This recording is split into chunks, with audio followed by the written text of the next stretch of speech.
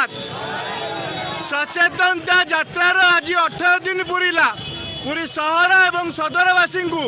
पूर्वपरी श्रीमंदिर प्रवेश और दर्शन दाबी पुरी सहरवासी एकाठी होती दीर्घ 18 दिन काल जिला प्रशासन और राज्य सरकार को विनती करुँच महाप्रभु पाखे ठिया डेली हे महाप्रभु जिला प्रशासन और राज्य सरकार को कंठरे विजयमान कर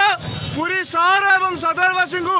पूर्वपरी श्रीमंदिर स्वतंत्र भाव प्रवेश एवं महाप्रभु दर्शन पर जो सचेतनता यात्रा होती पुरी सहर वयस्क व्यक्ति माँ मैंने भिन्न काम हविष्य